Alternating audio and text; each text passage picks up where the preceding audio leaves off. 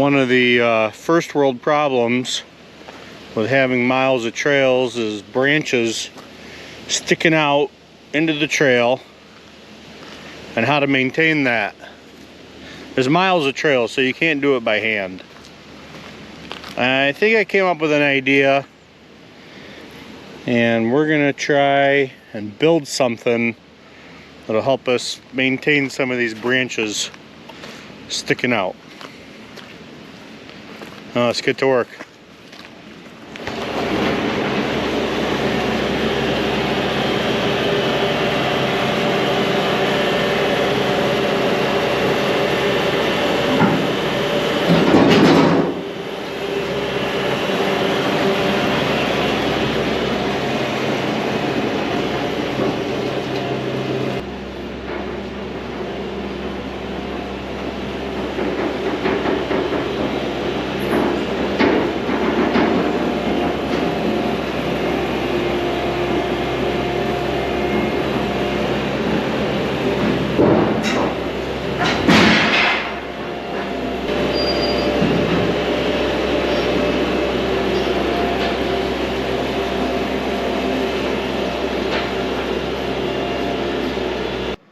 All right, well, here's the plan.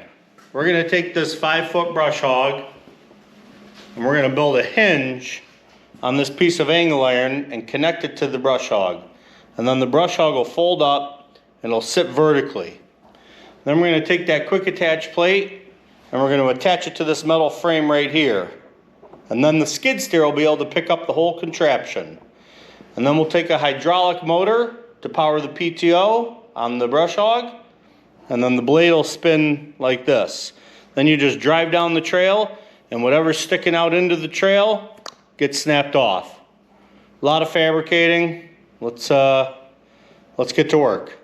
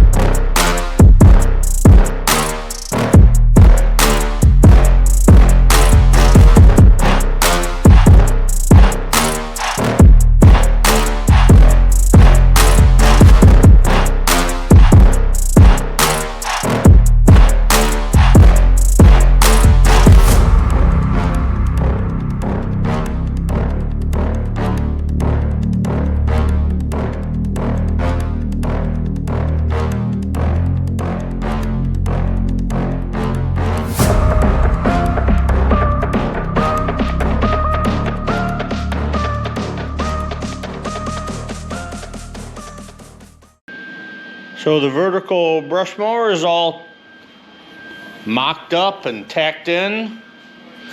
We got a couple of sides here to straighten out a little bit, and we'll break this thing down, take it outside, weld it up entirely, and then we'll get into hydraulics.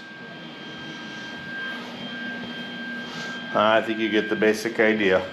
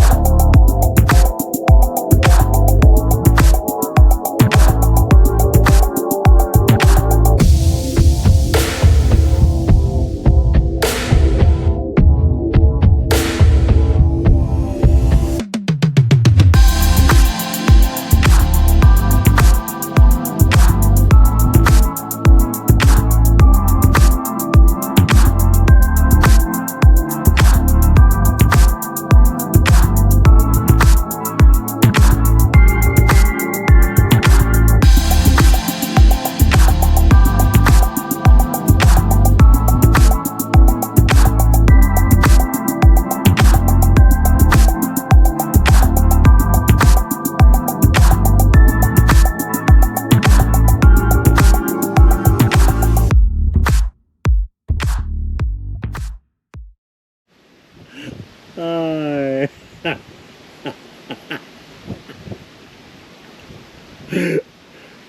my God. Alright, yeah. In all seriousness, I'm pretty sure this is the most ridiculous thing I've ever built. This is a vertical, hydraulically driven brush mower to knock branches off my trails. And it's powered by a skid steer. And this thing has dangerous written all over it. And we're about to start this thing for the first time. I have no idea if any of these welds are even going to hold together. We'll see what happens. So I'm going to set the camera up and I'm going to fire up the skid steer and we're going to power this thing on and pray nothing bad happens. If something catastrophic happens, love y'all. And it's been nice knowing you. And do me a favor, when you sell my estate, go ahead and disassemble this thing and recycle it. And no one else should ever own this thing. So let's give it a try.